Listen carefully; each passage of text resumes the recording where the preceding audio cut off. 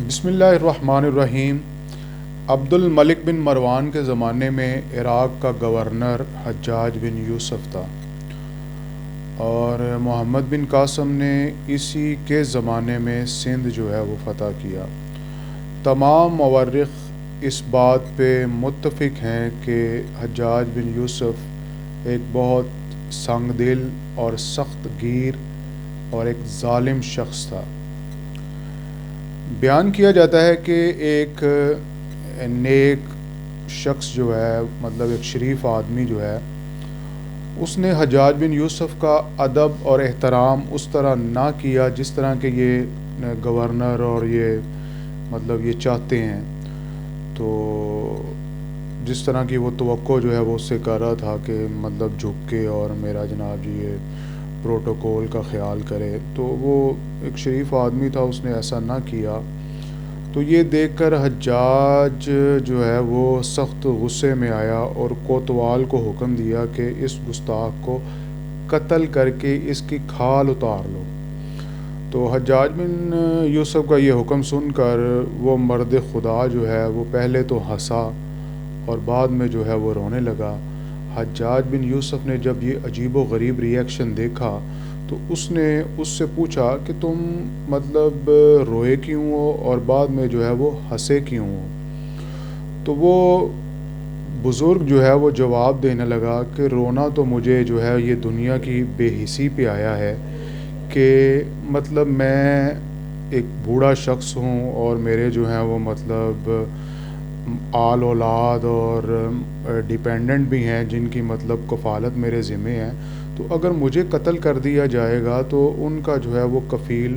کون ہوگا؟ اور ہنسی اس بات پہ آئی ہے کہ میں اپنے رب کے حضور اس حالت میں جا رہا ہوں کہ میرے کندھوں پر جو ہے وہ ظلم کا بوجھ نہیں، بلکہ میری حالت جو ہے وہ مظلوم کی ہے جو خدا کی رحمتوں سے نوازے جاتے ہیں۔ مظلوم جو ہیں وہ اللہ تعالیٰ کی رحمتوں سے بالآخر جو ہیں وہ اللہ تعالیٰ ان کو نوازتے ہیں، اور ظالم شخص کا جو انجام ہے وہ تاریخ بتاتی ہے کہ وہ بڑا دردناک ہوتا ہے۔ تو مرد جو بزرگوار تھے ان کی یہ بات سن کے حجاج بن یوسف کے مصاحبوں میں سے ایک شخص نے سفارش کی کہ جناب اس شخص کی جان بخشی کر دی جائے اور اسے قتل کرانے سے بہتر ہے کہ اسے جو ہے وہ معاف کر دیا جائے، کیونکہ اگر اس کو قتل کروایا جائے گا تو یہ تنہا قتل نہ ہوگا بلکہ اس کے ساتھ کئی اور جانیں جو اس کے ڈیپینڈنٹ ہیں، جو اس کے زیر کفالت ہیں، وہ بھی جو ہے وہ ہلاکت میں پڑ جائیں گے۔ اس شخص نے بہت اثر انداز ہونے کی کوشش کی اور بڑی جو ہے وہ مؤثر قسم کی نصیحتیں حجاج بن یوسف کو کیں، لیکن اس نے اپنا فیصلہ نہ بدلا اور اس بے گناہ شخص کو موت کے گھاٹ اتار دیا۔ حجاج بن یوسف کے جس درباری نے اس کی سفارش کی تھی وہ بہت زیادہ مطلب رنجیدہ اور غمگین تھا۔ اسی رات اس نے اس بزرگ کو خواب میں دیکھا جو کہہ رہا تھا کہ مجھ پر جو ظلم ہوا اس کی تکلیف تو بس چند لمحوں کی تھی، لیکن ظالم حجاج بن یوسف پر اس ظلم کا عذاب جو ہے وہ ہمیشہ رہے گا۔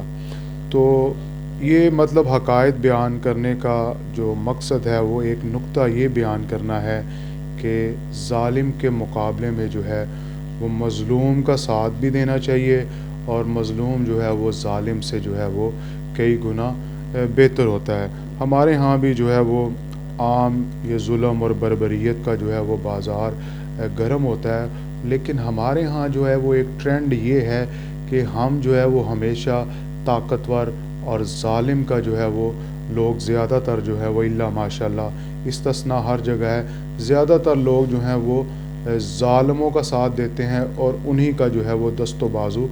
بنتے ہیں۔ جو وکٹم ہوتے ہیں، جو مظلوم ہوتے ہیں، ان پر جو ہے وہ دست شفقت جو ہے وہ بہت کم لوگ رکھتے ہیں۔ تو الیکشن کا دور ہے تو ظالموں کو ساتھ نہ دیجیے گا، جو مظلوموں پر دست شفقت رکھتے ہیں اور جو مظلوموں کے جو ہے وہ حامی ہوتے ہیں انہی کو جو ہے وہ اپنے ووٹوں سے جو ہے وہ